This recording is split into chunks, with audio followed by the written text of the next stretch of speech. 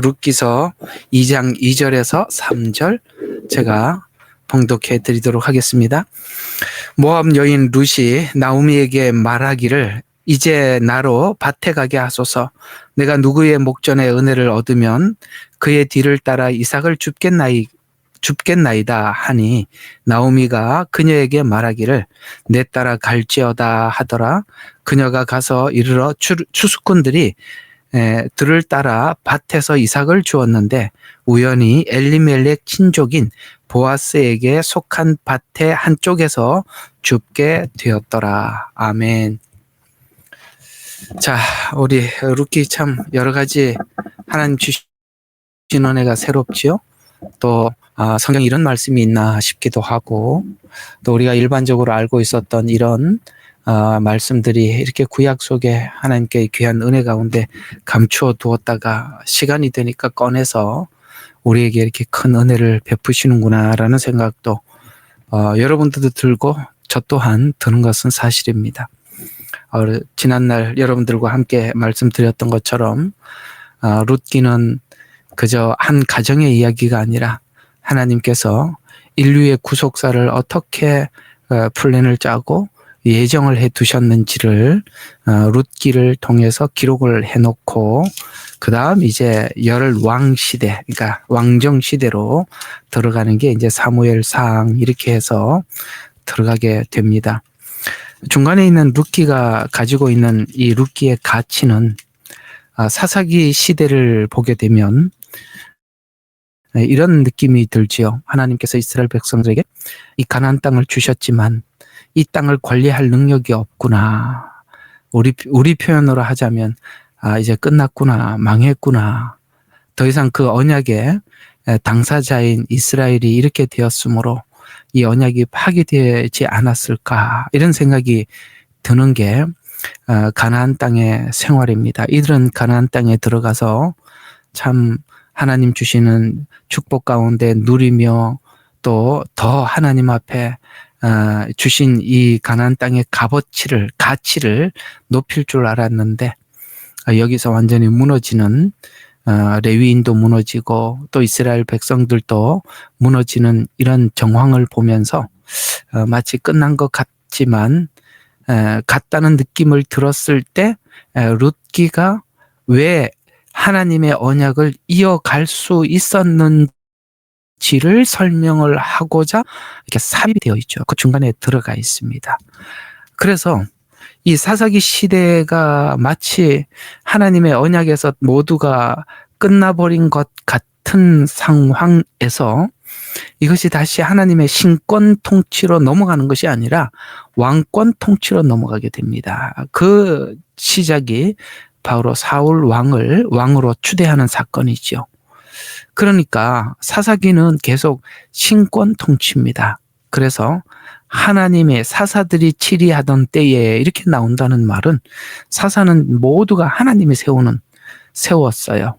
그래서 그래도 하나님이 세워서 이렇게 무너져 가는 정황 속에서 또 하나님이 세워서 사사를 또 세워서 명맥을 계속 유지해 오다가 이제 사람들이 어떤 생각을 하게 되느냐면, 야, 그렇다. 하나님이 언제 누구를 세울지 모르고 또 하나님이 세우는 것은 우리가 다 믿지 못하겠다. 우리가 사람을 직접 세워서 우리가 우리 방식으로 통치를 해야겠다라고 생각하는 것이 사무엘에게 왕을 요구한 사건입니다. 그때 하나님께서는 이것은 너를 그런 게 아니라 곧 나를 버린 사건이다. 나를 버렸습니다. 이렇게 말씀을 하시지요. 그 사이에 끼어 있는 것이 룻기입니다. 지금 이렇게 망가져 있는 이스라엘, 오늘 마치 누구와 같다고요? 룻기에 보면 나오미와 같이 이렇게 무너지고 망가져 있는 이 상태에서 과연 이 무너진 이스라엘을 누가 일으킬 것인가? 누가 회복시켜 줄 것인가? 그때 등장하는 것이 룻이 등장하는데, 룻이 등장한다고 될 일이 아니죠. 룻도 한 여인에 불과하고 이 나오미 가정을 회복시킬 만한 능력은 본인에게 없습니다만 하나님께서는 이미 이런 정황을 알고 계셨기에 이때를 준비해서 이스라엘의 이 뭐죠? 고엘이라는 이 제도를 미리 준비해 두셨다가 룻과 보아스의 만남을 통해서 이 둘의 만남이 이제 나오미의 가정을 회복시켰다라고 설명을 하고 있는 것을 우리 성경 전체 하나님의 예정을 알고 우리가 이 룻기를 보니까 야, 이 룻기라는 것이 마치 이 이스라엘의 무너짐, 그것을 이방인이 회복시켜서 다시 이스라엘이 회복되는, 이게 이제 7년 환란기가 이스라엘이 회복되는 시기 아니겠습니까? 이스라엘에게 양식이 그때 주어지게 되지요. 그래서 이제 나오미가 이제 베들레헴으로 올라갔다라고 이렇게 이야기를 하는 거 보니까 룻기가 한 가정 이야기가 아니라 바로 하나님의 전체 역사를 담아서 우리에게 설명을 했구나라는 것을 우리가 짧은 이 4장밖에 되지 않는 룻기가 주시는 큰 은혜다라고 말씀을 드렸고, 이것이 하나님의 전체 그림을 알고 있는 자들에게는 이런 가치 속에서 룻기가 사람들에게 소개되겠지만, 그렇지 않으면 그저 룻의 이 훌륭한 신앙을 소개하는 것으로만 끝나게 되겠죠. 이것이 복음과 교리적으로 또 연결이 되어질 때 이 룻기의 가치는 그야말로 기록한 그대로 우리에게 빛나게 될 것입니다. 그런 차원에서 저는 지난주에 여러분들에게 룻기의 내용이 나오미의 가정의 정황과 룻의 만남, 그리고 보아스의 만남이라는 룻기 전체 과정을 우리가 압축해서 여러분들에게 전달하면서 이것이 로마서 9장과 11장의 중요한 자료가 되었고, 이 로마서 9장과 11장도 바로 이런 기대 속에서 바울이 이스라엘의 회복을 선포했다. 그래서 9장과 11장을, 그 다음에 에베소서를 그 관계에 대해서 여러분들에게 설명을 했던 것이 기억나시죠? 저번 주에 그 내용을 가지고 말씀을 드렸습니다.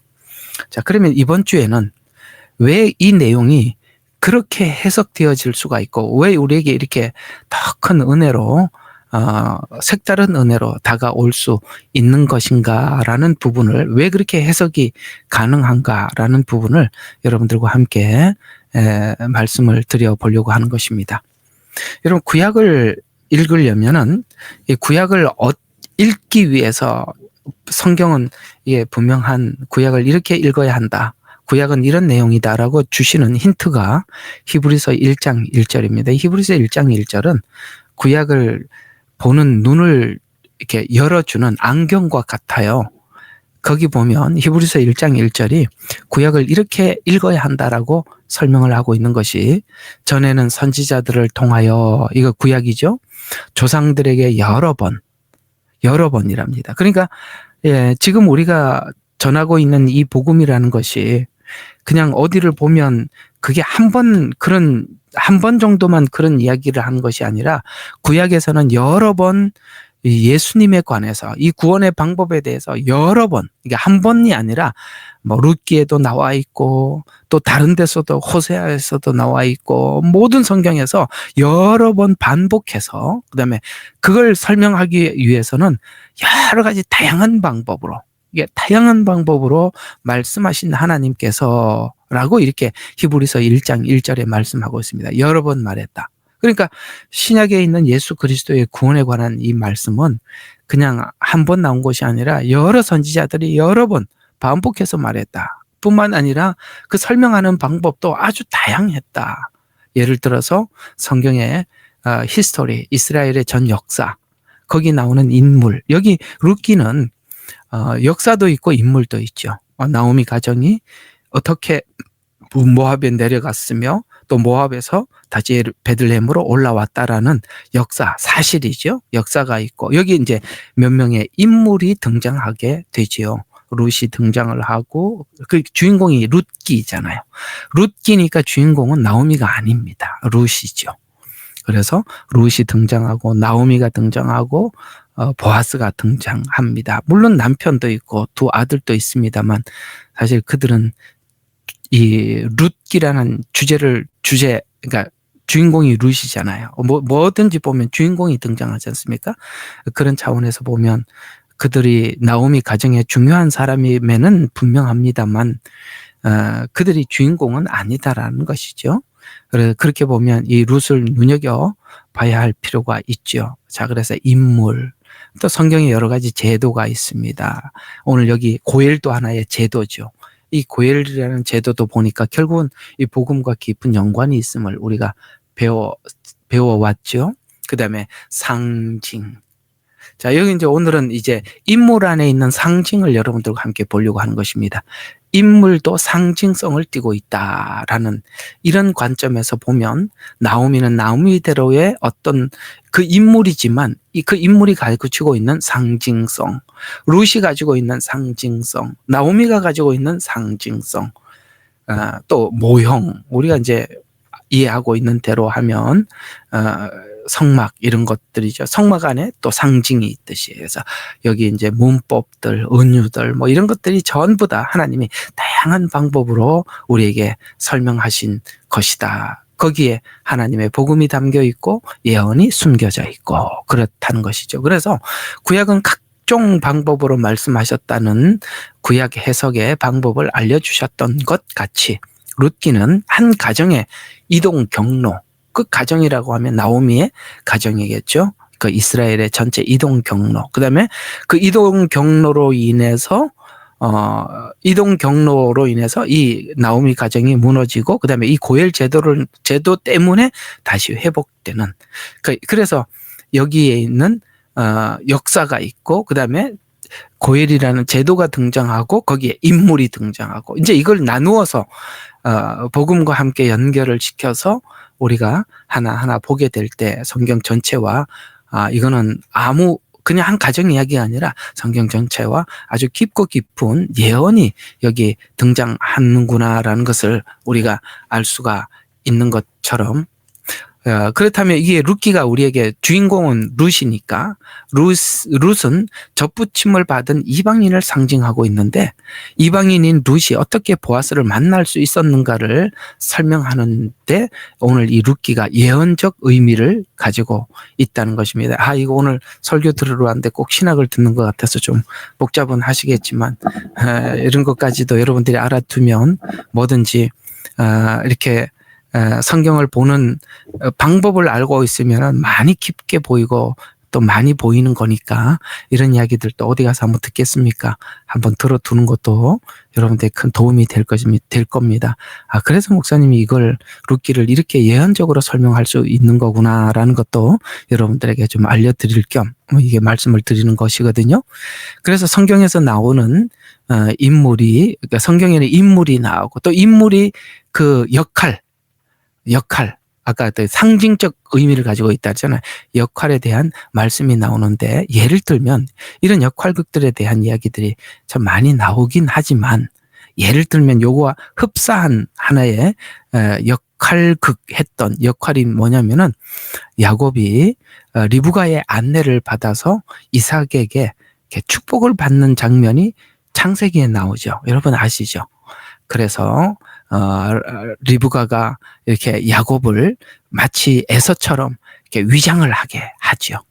그렇게 해서 내가 이제 이 하나님께서 내 아버지 아브라함에게 준 이 약속을 내가 후손들에게 줘야 되겠다라는 이야기를 옆에서 살짝 듣습니다. 누가요? 리브가가.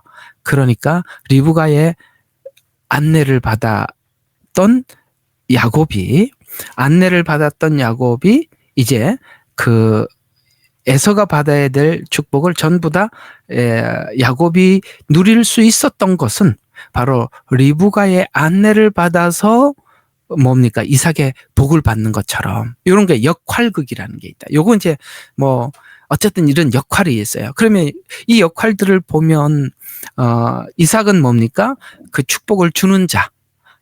계속 아브라함으로부터 축복을 본인이 받았죠. 그 축복을 다음 때에 이어줄 축복을 주는 자라는 측면에서 하나님이 우리에게 축복을 주시죠. 그런 차원에서 역할이 있다라는 것이죠. 리브가는 어떤 역할일까요? 어떻게 하면 그 아버지의 축복을 받을 수 있는지를 준비시켜 주는 자. 그건 누구죠? 그 역할들은 어쩌면은 우리 이렇게 볼 수도 있죠. 예수님께서는 아버지께 어떻게 나아가는지, 또 성령님께서도 이제 어떻게 하나님 앞에 나가는지, 이런 부분들을 예수님께서 우리에게 알려주셨고 성령님이 알려주셨다라는 차원에서 보면 리브가는 바로 성령님의 역할 혹은 예수님의 역할, 이런 의미가 되는 거겠죠. 이해가 가시죠? 축복을 하나님은 우리에게 주시는 분이지만 그 축복을 어떻게 받을 수 있습니까? 라는 질문에 예수님은 이렇게 나가야 한다. 성령님께서도 하나님 앞에 이렇게 나가야 한다라는 이런 측면에서 구약을 보는 눈이 바로 이런 것이라는 것입니다. 인물이 있고 그 인물에 하나님의 상징성이 있고 그 안에 하나님의 역할이 있다라는 차원에서 보면 오늘 룻기에서도 이와 같은 역할이 있는데, 룻이 보아스를 만나서 결국은 나오미 가정을 회복을 시킵니다만, 그러나 룻이 보아스를 만나려면 나오미의 안내를 받아야 하는 것입니다. 마치 야곱이 이삭의 복을 받으려면 리브가의 안내를 받아야 하는 것처럼 바로 이 부분이 굉장히 중요한, 우리 성도들에게는 굉장히 중요하고 이방인인 우리에게도 굉장히 중요한 의미를 담고 있습니다. 제가 이 정도만 이야기해도 여러분들은 벌써 눈치를 많이 챘을 것입니다. 아, 내가 목사님 무슨 이야기 하려고 하는지 알겠네, 이러면 됐습니다. 여러분들이 생각한 게 그게 맞을 거예요. 어떤 걸까요? 확인만 좀 하지요? 이런 것이겠죠. 룻의 과정을 통해서 바로 룻이 이렇게 보아스를 만났던 것처럼 룻이 보아스를 만나는 과정을 통해서 이방인이 어떻게 하나님을 만나는가에 대해서 하나님은 룻기를 통해서 답을 주고 있는 것이죠. 더 나아가서 여러분 개개인도 성도 한 분 한 분도 어떤 방식으로 하나님 앞에 나갈 수 있는지, 또 어떻게 하나님을 만날 수 있는가를 이해하는데 특별히 누가 굉장히 중요하냐? 룻이 보아스를 만나지만 그 중간에 필연적으로 이 나오미가 없이는 아무것도 할 수가 없는 것입니다. 나오미가 있었기 때문에 모압 땅에서 어디로요? 모압 땅에서 지금 이 베들레헴으로 올라올 수도 있었고, 나오미가 있었기 때문에 보아스를 어떻게 만나는지 안내를 받게 되죠. 이런 차원에서 보면 오늘 이방인인 우리가 예수님을 만나기 위해서는 필연적으로 이 이스라엘의 안내라고 하면 우리가 이스라엘이 온 인류에게 전달해 준 성경이죠. 하나님 말씀입니다. 그들은 이 말씀을 받아서 온 인류에게 전하는 정말 중요한 역할을 했고, 그들이 전해준 이 성경을 통해서 우리는 예수 그리스도를 발견하게 되고 주님을 만나게 되죠. 동일하게 성도들 각 개개인에게도 하나님께서 여러분이 주님을 만나기 위해서 오늘 나오미를 보내듯이 하나님께서 사람을 보내서 하나님을 만날 수 있는 방법, 그런 것들을 하나님께서 안내해 주셔서 저와 여러분이 하나님을 만나게 되듯이 말이죠. 오늘 룻이 받은 축복은 나오미를 만난 건 맞습니다. 그 만남 때문에 그 보아스를 만난 것입니다. 그 만난 것 때문에 나오미도 회복이 되지만 중요한 것은 그가 이 일을 모두 완성하기까지 누구의 안내를 귀담아 들었다고요? 나오미의 안내를 귀담아 들었다는 것이 오늘 우리에게 하나님 주시는 포인트입니다. 그게 핵심이죠.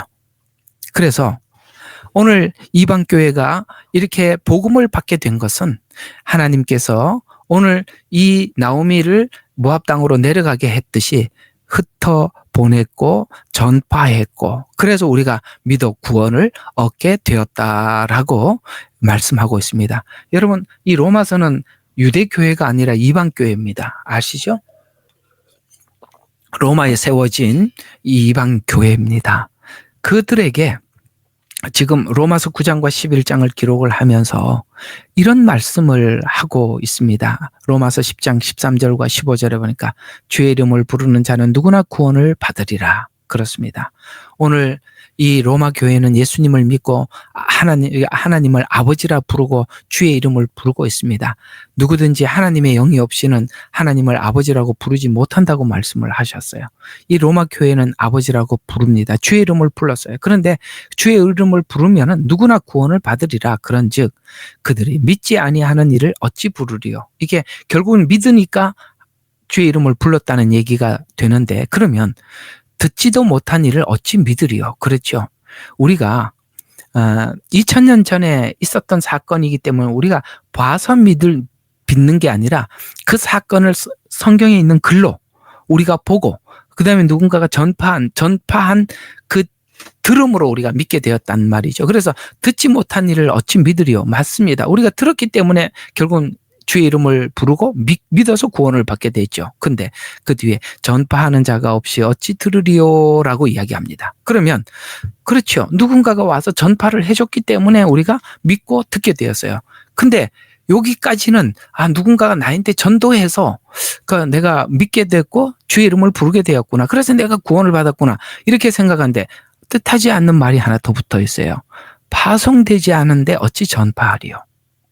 이 오늘 주님이 로마서를 통해서 하고 싶은 얘기가 뭡니까? 파송되었다는 이야기입니다. 저번 주에 말씀드렸죠. 이 나오미 가정이 모압에 내려간 것이 우연이 아니라고. 하나님의 오늘 로마서 10장대로 하면 파송되었다라고 하면서 이것은 하나님께서 이방인들에게 복음을 전파하기 위해서 유대인들을 이렇게 파송한 일이구나라는 것을 우리가 알게 되죠. 그런데 그 뒤에 보면 이렇게 이야기하고 있습니다. 지금 나오미 가정이 우리가 볼 때는 현실적으로 되게 비참해 보이고 이게 뭐야? 이 내려가서 남편도 죽고 아들도 다 죽었잖아. 이렇게 하겠지만 성경은 도리어 이렇게 이야기하고 있습니다. 기록된 바와 같으니 화평의 복음을 전하여 좋은 일들의 기쁜 소식을 가져오는 자들의 발이 얼마나 아름다운가라고 하였느니라. 야, 어때요? 놀랍지요? 이게 지금 하나님께서 기쁜 소식을 전하기 위해서 화평의 복음. 여러분 왜 여기에 로마서 10장은 화평의 복음이라고 합니까? 바로 교회가 이스라엘과 유대인들이 화평하게 되는 자리라고 말씀을 드렸죠. 그래서 유대인들이 가지고 있던 그 언약을 이방 교회가 교회를 통해서 전달받은 장소가 교회라고 말씀을 드렸습니다. 여기서 말하는 이 화평이라는 것은 하나님과 화평이 아니라 에베소서에서도 이스라엘과 화평이 됨으로써 하나님과 화평이 되었다라고 말씀하고 있습니다. 우리는 이 이야기를 그냥 하나님과 직접 이렇게 연관을 시키는데 로마서 10장은 이방인과 유대인이 어떻게 하나님과 하나가 되었는가를 설명을 하고 있잖아요. 참 이게 아무것도 아닌 것 같지만 제가 지금 방금 말씀드린 이 이야기가 아무것도 아닌 것 같지만은 우리가 그냥 화평 그리면 하나님과 우리가 화평이다 이렇게 일반적으로 생각을 해요. 그런데 문맥으로 보면 이스라엘과 이방인이 어떻게 하나가 되었는가를 설명을 하고 있는 문맥이잖아요. 그러면 이 화평의 복음을 이렇게 표현했을 때 이 화평의 복음은 지금 문맥으로는 이스라엘과 유대인 이렇게 계속 오다가 갑자기 하나님과 화평 이렇게 해버리면 주체가 바뀌어버리잖아요. 이스라엘이 아니라 하나님으로 둔갑을 해버리잖아요. 이해가 가세요? 이 말이 우리가 하나님과 화평이 결과적으로 하나님과 화평은 맞아요.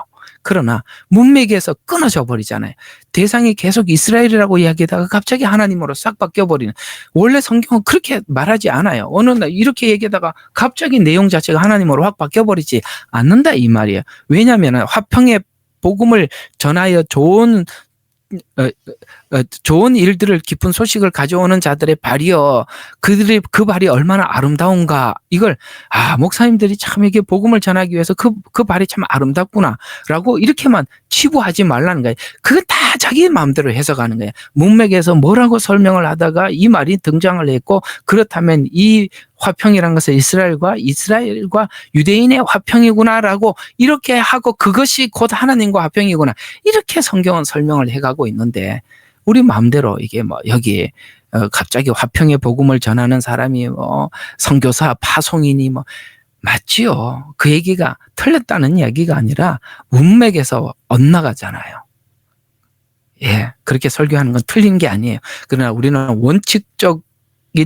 원칙적인 관점에서 성경에서 무엇을 설명을 하고 있었는지를 놓치지 말고 그걸 붙잡고 들어가라는 이야기가 되는 것입니다. 오늘 이 이야기를 조금 더 여러분들에게 참고 삼아 하나 더 여러분들에게 보충해서 설명을 해드린다면, 이 나오미 가정이 이 여차저차 2차라고 하면 그저 베들레헴에 양식도 떨어졌고 먹을 게 없고 보니까 모압 땅에는 양식이 있어 보이고 그렇게 내려간 것이, 그들은 먹을 걸 구하러 내려갔지만 그것이 하나님의 귀한 부르심이요 사명이었다라는 관점에서 보면, 오늘 하나님 앞에 부름을 받은 목사님들 여기도 계시지만 우리가 하나님 앞에 이렇게 부름을 받는 것입니다. 그것이 그의 우연한 사건이 아니라 그때 그 일로 하나님 앞에 부르심을 확인을 받고 하나님 앞에 지금까지 그 복음을 위해서 살고 있는데, 그것이 마치 나오미 입장에서 보면 그냥 이렇게 먹을 게 없고 저쪽에 그러니까 모압 땅에 먹을 게 있고 그래서 내려갔더니 그렇게 한 것이 하나님의 부르심의 확인이었고, 이렇게 하고 하나님 앞에 가는 거예요. 누가 하나님, 제가 하나님 앞에 이 복음을 위해서 살겠습니다. 저는 뭐 태어나면서부터 하나님이 저를 구별한 자입니다. 이렇게 아는 사람이 어디 있습니까? 그렇지 않다 이 말이에요. 이게 우리가 과거들을 쭉 돌아가 보면 이것들이 그럴 수밖에 없어서 그렇게 했던 것인데, 그럴 수밖에 없어서 그렇게 한 것이 하나님의 어떤 큰 틀 안에 뭔가가 있어서 그것이 내가 하나님과의 이런 계기가 되었고, 이런 일들이 많더라는 것이죠. 나오미가 우리가 보면은 자연스럽게 내려갈 수밖에 없어서 내려갔지만 그것이 하나님 앞에 복음을 전하는, 화평의 복음을 전하는 아름다운 발이요라고 그 기쁜 소식을 전하는 일이었다, 이렇게 이야기를 하고 있는 것입니다. 그 모든 것이 하나님 안에서는 참 다 복이 된다는 것이죠. 자, 다시 원점으로 돌아와서, 자, 그래서 룻기를 통해서 설명하고자 하는 것은, 룻의 입장인 이방인 입장에서 보면 나오미가 모압에 내려온 일도 하나님이 파송한 일이며 믿어 신앙 고백한 것이 하나님께서 시작한 일이라고 말씀을 하고 있는 것입니다. 세상 사람들은 모두가 어떤 일들이 우연히 그런 일이 있어서 그 우연히 나를 이렇게 만들었다, 그 우연 때문에 내가 이렇게 됐다, 이렇게 많이들 이해를 하고 있는데, 우리 그리스도인들은 우연히 하나님이 가지고 계셨던 필연이라는 것이에요. 자, 다시 한번 뭐라고요? 우리에게는 우연이 없어요. 필연이에요.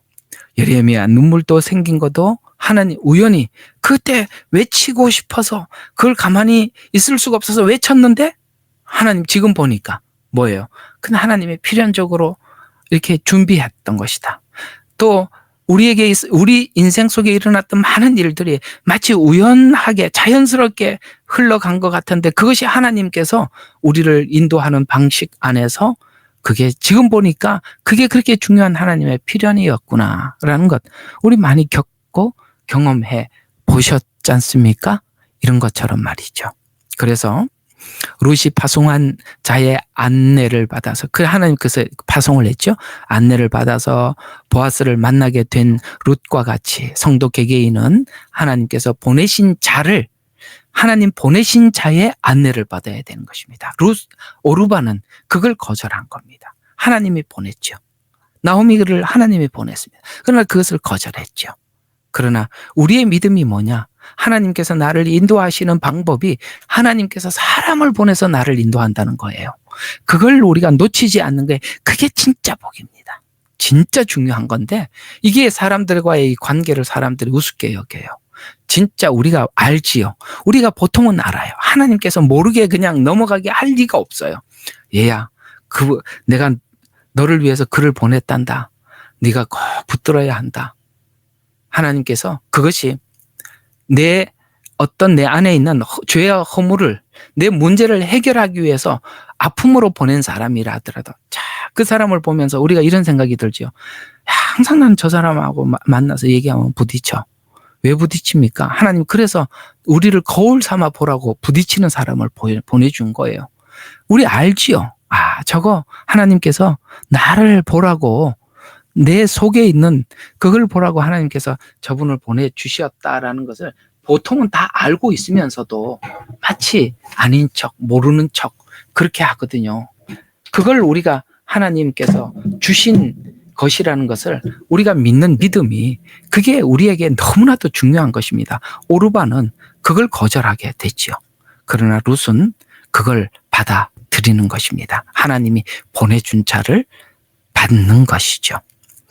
그래서 이 오르반은 그 안내를 거절하지만 룻은 그 안내를 친절하게 나오미가 해주게 되고 그걸 잘 받습니다.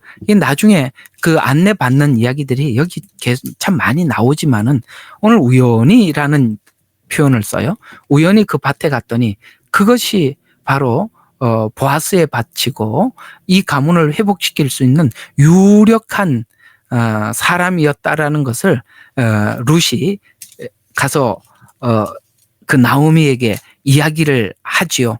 그리고 이 어떻게 해야 이 보아스와 함께 만나서 이 나오미 가정을 회복시킬지를 룻기서 3장에 우리 이제 다음번에 하지만 짤막하게 그 나오미가 얼마나 친절하게 설명을 해 주었는지 또 그 설명해 주었던 이 설명을 얼마나 이 룻이 친절하게 그 이야기를 잘 들어서 순종을 했는지를 룻기서 3장 2절과 6절 한번 잠깐 읽어보고 다음번에 할 거지만 한번 봅시다. 자, 3장 2절과 6절입니다. 이제 내가 함께하였던 여종들은 둔 우리의 친족 보아스가 있지 아니하냐 보라. 그가 오늘 밤 타작마당에서 보리를 키질하느니라. 그러므로 너는 목욕을 하고 기름을 바르고 옷을 입고 타작마당으로 내려가서 그가 먹고 마시기를 다 하기까지 그 사람이 너를 보지 못하게 하고 그가 누울 때에 너는 그가 눕는 곳을 알았다가 너도 들어가서 그의 발꿈치를 들추고 누우라. 그리하면 내가 어찌하여야 되는지를 그가 내게 말하리라. 룻이 그녀에게 말하기를 어머니께서 내게 말씀하신 모든 것을 내가 행하리이다. 무슨 뜻인지 아시겠죠?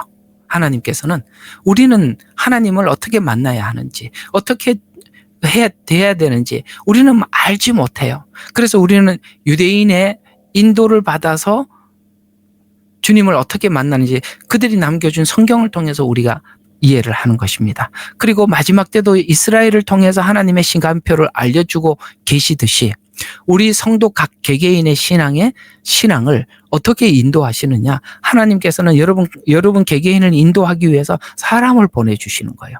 그 사람을 보내줬는데 여러분들도 다 압니다. 아, 저분이 나를 위해서 내 신앙을 위해서 보내주셨구나. 그래서 나를 위해서 보내준 목자구나. 양은 그 목자의 음성을 안다 그랬어요. 그건 물론 그 목동인 제가 하나님의 말씀을 전하지만 그건 나를 사랑하시고 나를 위해서 십자가에 죽으신 예수님의 말을 그분의 목자장의 말을 저 목동이 나에게 전하고 있구나. 여러분 듣자 말자 알잖아요. 모를 리가 없어요. 하나님이 다 알게 해주셔요. 그걸 사단은 자꾸 아니라고 하거나 그 어떤 개인적인 감정과 그런 개인적인 문제로 인해서 자꾸 그 사이를 파고들어서 갈라서 우리가 그 안내를 받지 못하게 하는 거예요. 오늘 여기 3장에 정말 이 나오미가 이렇게 해서 보아스를 만나라고 구체적으로 설명을 해줄 때 앞에 룻이 고백을 했죠. 어머니의 하나님이 내 하나님. 어머니가 가시는 곳에 어디든지 가고 어머니가 죽고 있는 곳에 내가 죽겠다라고 말로만 고백한 것이 아니라 오늘 어머니의 그 친절한 안내를 룻은 다 수용을 하는 것입니다. 이게 중요한 거예요. 이게 여러분들을 하나님이 인도하는 방식이라는 거예요. 그런 것처럼 오늘 여러분들과 꼭 나누고 싶었던 이 이야기가 바로 하나님께서는 이렇게 우리를 인도하신다라는 이야기를 말씀을 드리고 싶었습니다. 이 이야기를 성경은 이렇게 몇 군데 성경에는 기록하고 있습니다. 이 성경 구절만 여러분들과 함께 나누고 마치도록 하겠습니다. 자, 여러분 마태복음 10장 40절에 보면 이런 똑같은 이야기, 방금 제가 여러분들에게 권면했던 것 같은 이 말씀을 이렇게 이야기합니다. 마태복음 10장 40절 너희를 영접하는 자는 나를 영접하는 것이요. 너희는 누구죠? 사도들입니다. 사도들이 가서 이 복음을 전하라고 했어요. 그래서 너희를 영접하는 건 곧 나를 영접하는 것이다. 나를 영접하는 자는 나를 영접하는 자는 나를 보내신 이를 영접하는 것이다. 보세요. 우리는 하나님을 만나고 싶어 하죠. 근데 하나님께서는 하나님을 만나게 하기 위해서 제자들을 보내요. 그 제자들을 통해서 예수님 이야기를 해요. 그래 예수님을 영접하는 것은 곧 아버지를 영접해요. 나를 보내신 하나님을 영접하는 것이래요. 그러니까 여러분 다 예수님을 알기를 원하고 만나고 영접하기를 원하고 주님과 함께 살기를 원하고 동행하기를 원하죠. 근데 하나님은 어떻게 안내하신다고요? 너희를 영접하는 자는 나를 영접하는 것이다. 여러분 이걸 꼭 기억하십시오. 세상이 무너져도 하나님께서 여러분의 신앙을 위해서 보내준 그 사람을 소중하게 여기고 그의 안내를 받는 것, 그렇게 중요한 것입니다. 그것이 곧 하나님께서 일하는 방식이라. 또 열왕기상 17장 13절과 16절에 보면 하나님의 사자를 받아들이는 것은 하나님의 복을 받는다는 의미를 담고 있다라고 말씀을 하고 있어요. 열왕기상 17장 13절과 16절에 보니까 엘리사가 사르밧 과부에게 이렇게 말합니다. 두려워하지 말고 내가 말한 대로 하라 라고 인도하여 과부의 순종에 가뭄 속에서도 정말 축복이 이어지게 되죠. 이 사르밧 과부에게 누구죠? 사르밧 과부에게 엘리사가 뭡니까? 공궤를 받게 되고 그다음에 그걸 먹고 난 이후에 이 사르밧 과부에게 계속 하나님께서 축복을 채워주시는 것을 경험하였던 것처럼 오늘 두려워하지 말고 내가 말한 대로 하라. 오늘 여기 또 보니까 룻이 나오미가 말한 대로 따라해서 하나님께서 이 보아스와 직접 만나는 축복을 주셨습니다. 히브리서 13장 17절에 이 말씀을 우리가 알아듣기 쉽게 이렇게 설명하고 있습니다. 너희를 인도하는 자들에게 순종하고 복종해라. 그들은 너희 영혼을 위하여 경성하기를 마치 자기가 회개할 자인 것처럼 하느니라. 이렇게 말씀하고 있습니다. 그렇습니다. 하나님께서 사람을 보내서 그 보낸 사람들에게 순종하고 복종해라. 왜냐하면 마치 너희 그 성도들의 영혼이 마치 자기 영혼인 것처럼 그들을 위해서 경성하고 회개한다라고 우리에게 말씀하고 있죠. 마지막 한 말씀만 더 보겠습니다. 고린도전서 3장 6절과 7절에 보면 나는 심었고 아볼로는 물을 주었으되 오직 하나님께서 자라게 하셨나니 그런즉 심는 이나 물 주는 이는 아무것도 아니로되 오직 자라게 하시는 이는 하나님뿐이니라. 그렇습니다. 그저 하나님께서 왜 보냈냐 이거죠. 왜 보냈냐. 씨를 뿌리라고 보냈다. 누구는 씨를 뿌리는 부르심을 받아서 보냄을 받았습니다. 누구는 아볼로처럼 자라게 하기 위해서 보냄을 받았습니다. 그러나 그건 다 하나님이 보내서 하는 일들이에요. 그것은 모두가 다 하나님께서 자라게 하신다. 무슨 뜻입니까? 일꾼들은 자랑할 것이 없다. 성도들이 은혜를 받았다고 한들 하나님께서 한 일에 불과하다. 그러니 거기 얼굴 내지 마라. 바울도 아볼로도 하나도 사람들에게 내가 이랬어. 어때? 괜찮지? 이렇게 얘기할 게 아무것도 없다는 것이죠. 그냥 하나님 보내서 그 일에 충성하는 것이고 그건 다 하나님이 잘하게 하시니까 바울도 아볼로도 그걸 복음을 받아서 은혜를 받은 성도들도 하나님께 영광을 돌리는 것입니다. 이것이 바로 하나님의 원리라는 것입니다. 자, 오늘 이야기들을 정리해 보도록 하겠습니다. 오늘 여러분들과 나누고 싶은 핵심은 역할이라는 게 있다는 것이죠. 역할이라는 것이. 그것이 성경을 보는 하나의 예언을 보는 눈이기도 하지만 더 나가서 하나님께서는 역할을 주시더라는 거야. 왜 교회를 세우겠습니까? 왜 주의 종을 부르시겠습니까? 그 양떼들을 돌보라고 부르신 것 아니겠습니까? 여러분 양떼인 여러분들도 하나님께서 사람을 보내서 우리를 양육하는구나. 그 사람에 대해서 소중히 여기고 또 오늘 여기 말씀하신 것처럼 너희들을 인도하는 자들을 순종하고 복종해라 라고 말씀하신 것처럼 그들을 존귀하게 대해줘라 라고 말하는 것처럼 여러분들도 이런 하나님 앞에 이렇게 수고하는 사역자들을 정말 존귀하게 여길 줄 알고 귀하게 여길 줄도 알고 함께 기쁨도 나눌 줄 알고 그럴 때 여러분들에게 은혜가 더 커지는 것이거든요. 그리고 그들의 안내를 친절하게 잘 받아라.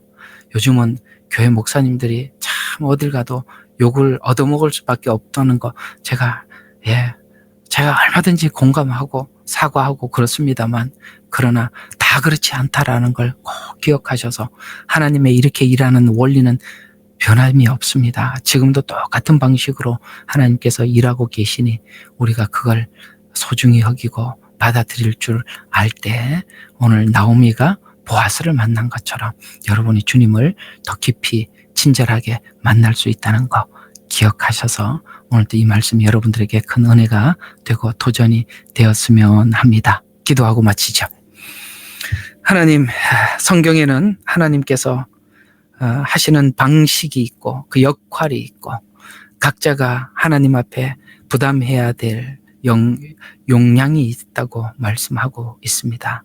바울은 심는 작업이라면 아볼로는 물을 주는 작업인데 그 둘은 다 하나님 앞에 부름을 받은 종들입니다. 그들의 수고를 통해서 하나님 많은 영혼들이 하나님 앞에 안내를 받을 수 있었듯이 오늘 룻기에서 말씀하고 있는 것처럼 아버지 이방인인 우리가 유대인들 곧 우리에게 남겨준 이 성경을 통해서 하나님을 찾아가게 되고 만나게 되고 믿게 되었습니다. 이 모든 것이 하나님의 예언 안에 있고 그 과정 안에서 오늘 하나님 앞에 왔사오니 아버지 하나님 이후에도 우리가 이런 하나님의 일하시는 방식을 이해하고 받아들여서 하나님 이 만남을 서로가 소중히 여길 줄 아는 우리 예레미야의 눈물 성도들이 되게 하옵소서. 예수님 이름으로 기도드렸습니다. 아멘. 예레미야의 눈물은 시대에 맞는 말씀 선포와 변질되지 않은 순수 복음을 외치고 있습니다. 함께 연결되어 하나님께 예배드리며 이 마지막 때에 하나님께 쓰임받길 원하시는 분은 카카오 채널로 연락 주시면 연락드리도록 하겠습니다. 고정 댓글에 채널 경고와 착제에 대비한 예비 채널과 제2채널 링크를 올렸습니다. 이 채널 또한 구독 부탁드리겠습니다. 감사합니다. 우리는 역사상 가장 중요한 시점을 지나고 있습니다. 하나님께서는 하나님의 일을 하시기 전에 사람을 준비시키셨음을 우리가 알고 있습니다. 하나님 말씀은 마지막 때에 대추수, 대부흥의 때가 있다고 분명히 예언하고 있습니다. 아멘. 하나님의 말씀이 그대로 성취될 것을 믿습니다. 예레미야 눈물은 잠자는 교회와 영혼을 깨우기 위해 노력하고 있습니다. 이 가슴 뛰는 일에 함께 하길 원하시는 분은 카카오 채널로 연락 주시기 바랍니다. 당신은 위대한 하나님의 사람입니다.